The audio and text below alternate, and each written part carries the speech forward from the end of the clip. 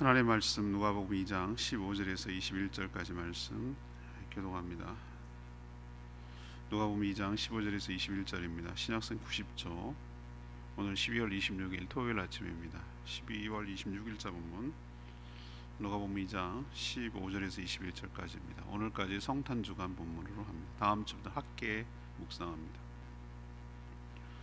교독하겠습니다. 천사들이 떠나 하늘로 올라가니 목자가 서로 말하되 이제 베들레헴으로 가서 주께서 우리에게 알리신 바 이 이루어진 일을 보자 하고 빨리 가서 마리아와 요셉과 그의 누인 아기를 찾아서 보고 천사가 자기들에게 이 아기에 대하여 말한 것을 전하니 듣는 자가 다 목자들이 그들에게 말한 것들을 놀랍게 여기되 마리아는 그 모든 말을 마음에 새기어 생각하니라.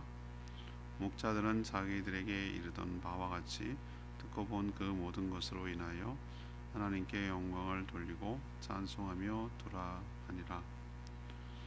할례할 일이 되매 그 이름을 예수라 하니 곧 잉태하기 전에 천사가 일컬은 바로라.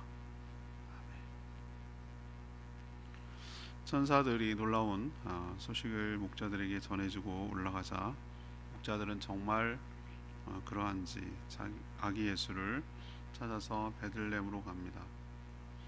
빨리 가서 보니 정말 요셉과 마리아 그리고 그의 누인 아기 예수를 발견했고 천사가 자신들에게 말한 내용을 그들에게도 전달합니다. 주변에 있는 사람들이 다들 놀랬지만 마리아는 그 말을 마음에 두었습니다. 목자들은 듣고 본 그대로 이루어 주신 하나님께 영광을 돌리며 찬송하고 돌아갔다라는 내용이 오늘 내용이 되겠습니다. 오늘 질문은 목자들의 태도에서 알 수 있는 것은 무엇입니까? 목자들의 태도에서 알 수 있는 것은 무엇입니까? 이것이 오늘 질문입니다. 첫 번째 16절 말씀, 믿음으로 순종할 때 하나님을 경험하게 될 줄로 압니다. 천사는 예수님의 탄생 소식을 다른 누구도 아닌 그 지역, 다시 말해서 베들레헴 지역 양떼를 지키는 목자들에게 전했습니다. 그 내용이 무엇이죠? 어제 묵상했습니다만 온 백성에 미칠 큰 기쁨의 소식인데 다윗의 동네는 베들레헴을 말합니다. 구주와 주님이 태어나셨다라는 놀라운 소식. 어제 묵상한 내용 11절의 내용입니다. 천사들이 떠나 하늘로 올라간 후에 그 목자들은 천사들이 알려준 내용대로 정말로 이루어졌는지 베들레헴으로 가서 보자라고 서로 말합니다. 그리고 빨리 가서 찾았죠. 어떻게 그렇게 찾을 수 있어요? 이렇게 말한 분이 있지만 그 지역 목자는 베들레헴 목자라는 얘기잖아요. 그리고 여관이 우리처럼 호텔업이 해가지고 몇백 개 되겠습니까? 조그마한 동네인데. 그리고 너무 명쾌하잖아요. 구유에 누웠다는 얘기는 마구간을 찾으면 되잖아요. 여러 가지 정황을 다 보고 그들은 금방 찾을 수가 있었어요. 그렇지만 찾아야 됐어요. 가야 됐어요. 그것도 빨리 갔어요.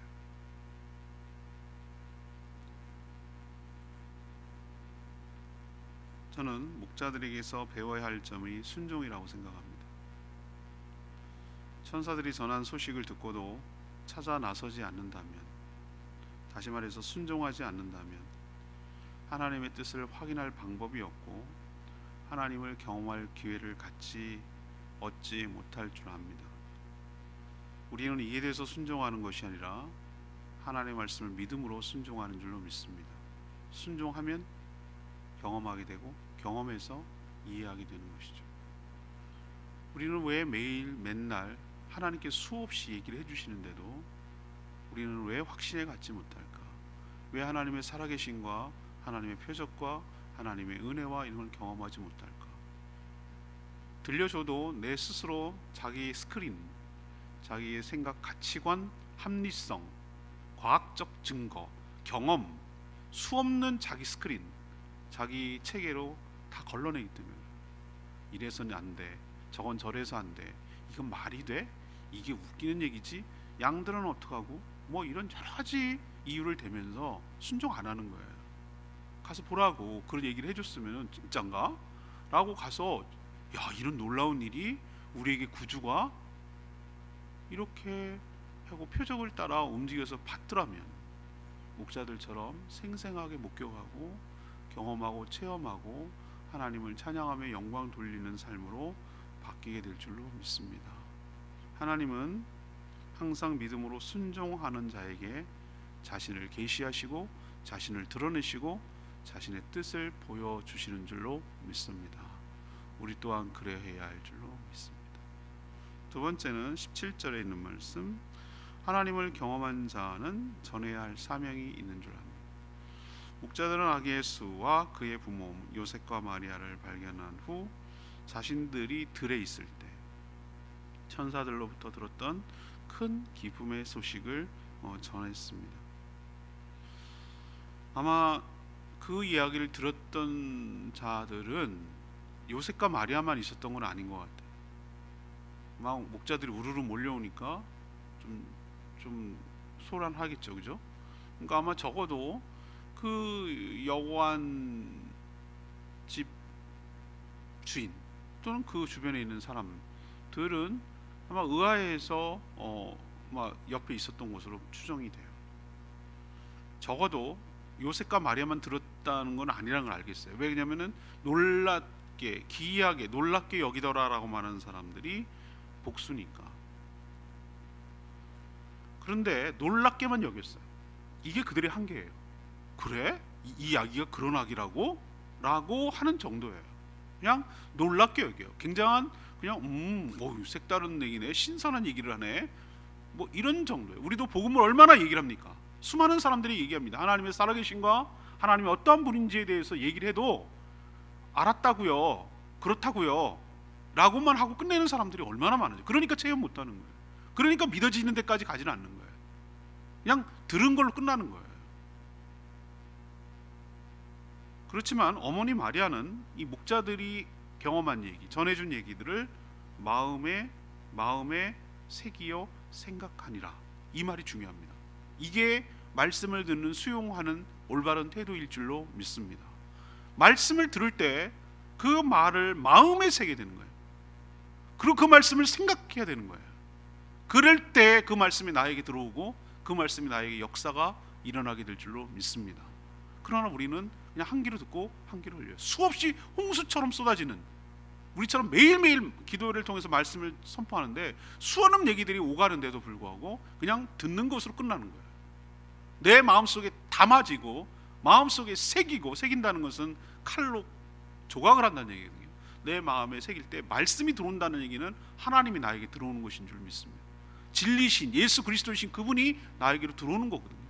그럴 때 내 안에서 그 생명의 역사가 시작되는데 그냥 놀랍게 여기는 정도로 끝내면 아무런 역사가 안 일어나요.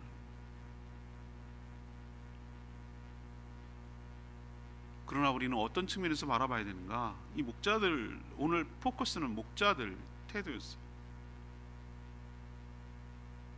항상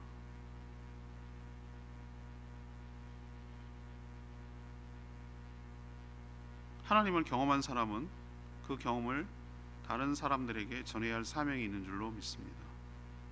하나님은 없는 것, 모르는 것을 만들어 전하라고 하지 않습니다. 자신이 보고 듣고 체험한 바를 전하라고 명령하십니다. 간증만 하는 분들 돌아다니면서 계속 우려먹고 또 우려먹고, 녹용도 아닌데 그렇게 하는 분은 저는 별로 탐탁지 않게 생각하지만, 그러나 우리 삶 속에 경험하신, 나타나신 그 하나님을 자신만 알고 있지 않고 주변에 알리고 간증하고 전하고 나누는 것은 그 은혜를 여러 사람들에게도 간접 경험을 시키고 은혜를 증폭시키고 은혜를 골고루 함께 나누도록 하는 효과가 있는 줄로 압니다. 그리고 받은 은혜, 받은 경험, 받은 체험을 어떤 의미가 있냐면 전해야 될 책임과 의무와 사명이 있는 줄로 압니다. 그래서 예수 그리스도를 믿는 모든 성도들을 예수님의 증인이라고 말하는 거예요. 여호와의 증인이라고 말하고 싶지만 이단이 좋은 거 가져가가지고 내가 그런 말을 쓸 수 없지만 아무튼 증인의 삶을 살아야 될 줄로 압니다. 바로 목자들이 증인의 삶을 산 거예요. 어떤 삶을 살았죠? 들에서 본 거, 들은 거, 그 모든 것들을 가서 얘기를 해주잖아요. 확인시켜 주잖아요. 그들에게 전해주잖아요. 그럴 때 마리아가 듣고 마음에 새길 수 있잖아요. 확신을 갖게 되잖아요.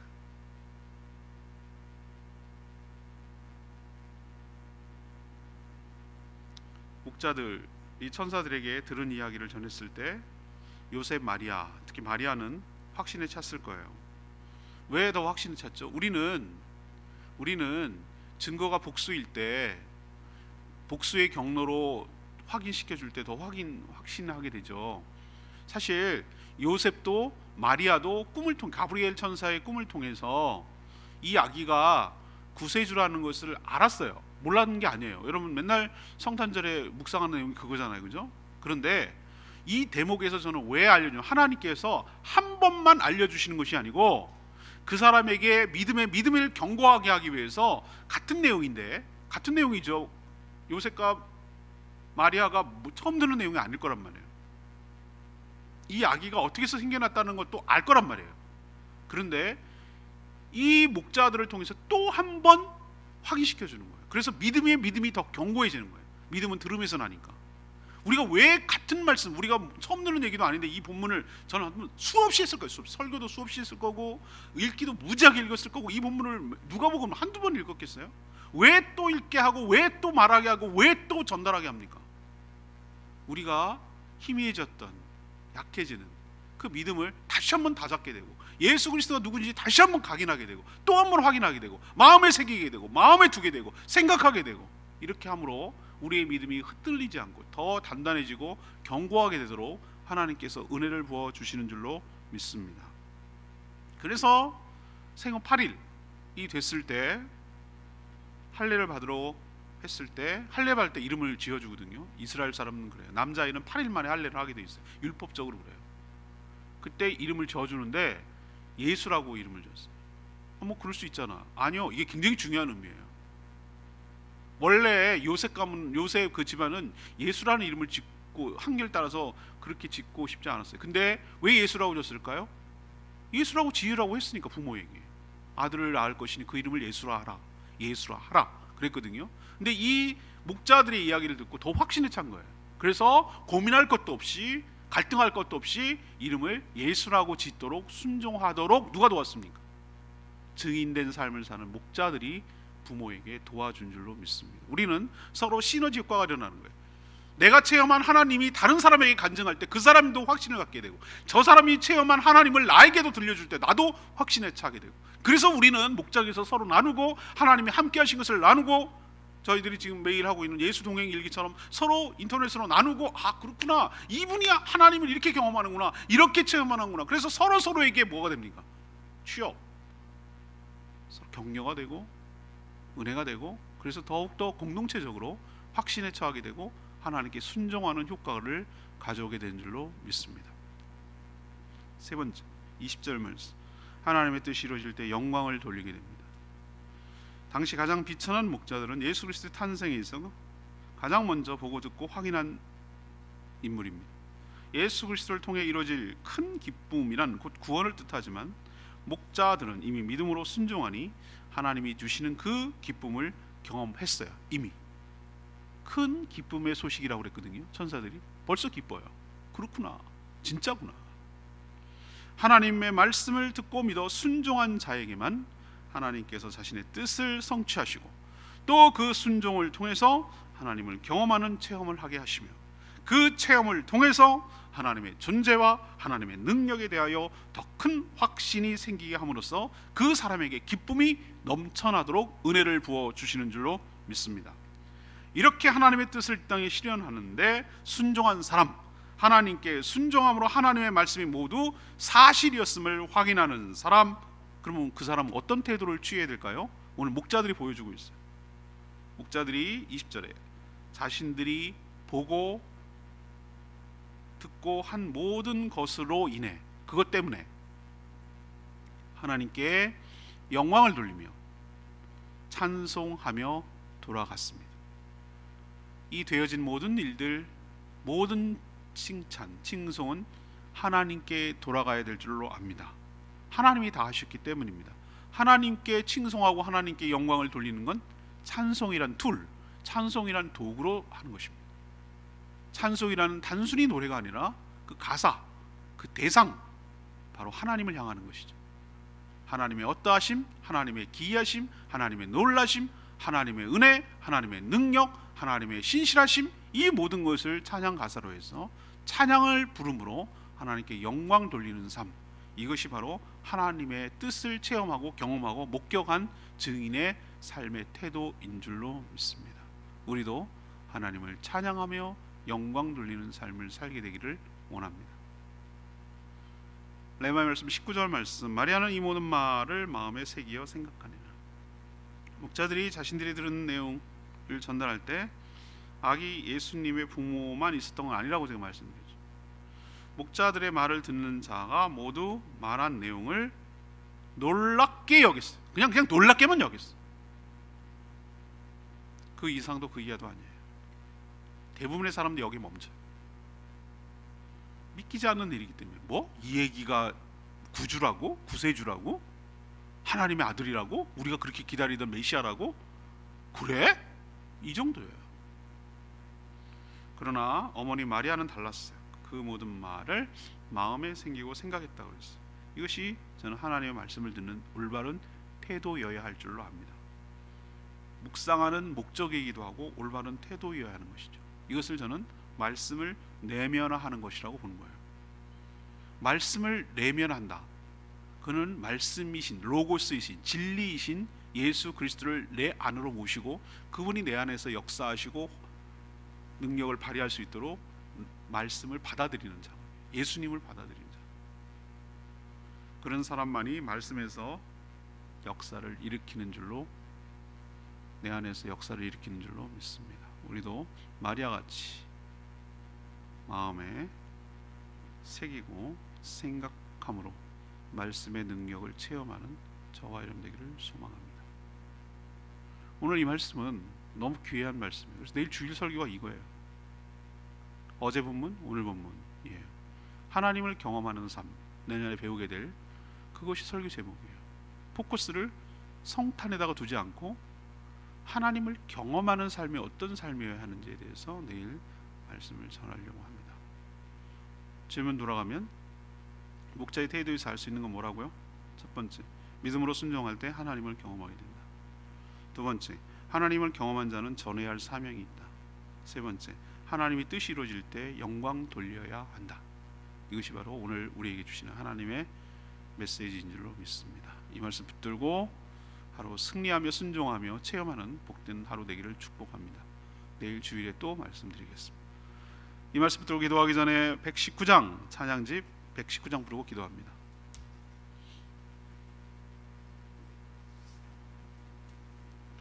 찬양집 119장 지존하신 주님 이름 앞에 우리도 목자들처럼 아기 예수님만 알아보고 경배하는 우리들 되기를 원합니다.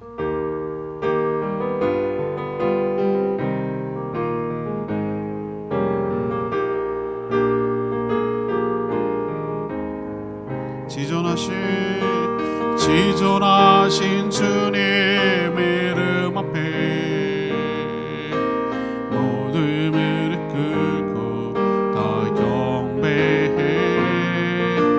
거룩하신 주님 보좌 앞에 엎드려 절하세. 예수는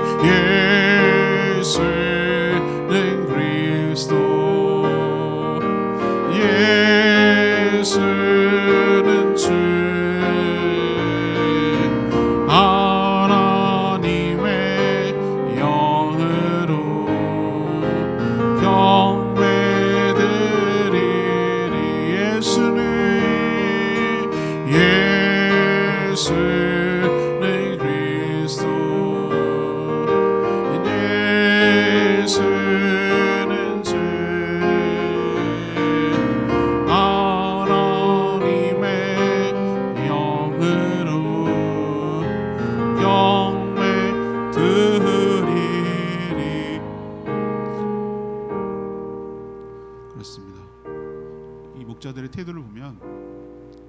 우리가 어떻게 믿음으로 반응을 해야 되는지를 잘 보여주는 거예요. 어떻게 믿음의 선순환이 일어나는지를 아주 확실하게 보여줘요. 말씀을 들을 때 그냥 그걸로 끝이지 말고 믿음으로 확인하고 체험을 해야 돼요. 체험을 해야 더 확신에 차고 또 다른 믿음의 마중물이 되는 겁니다. 그럴 때 하나님을 더욱더 견고하게 믿게 되고 자기만 아니라 다른 사람에게도 선한 영향력을 미치게 될 줄로 믿습니다.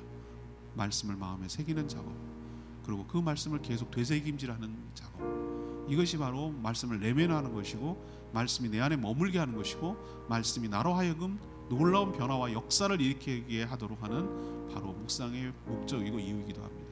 주님, 목자들의 태도를 통하여 우리가 어떻게 신앙생활해야 될지 본받게 해달라고, 그래도 내 안에서 하나님의 놀라운 것을 경험하고 우리도 하나님을 찬송하며 영광 돌리게 하는 삶을 살게 해달라고 주여 외치며 기도하겠습니다. 주여 하나님, 지존하신 주님 이름 앞에 모든 무릎 꿇고 다 경배해. 거룩하신 주님 보좌 앞에 엎드려 절하세. 예수는 그리스도, 예수는 주, 하나님의 영으로 경배드리리.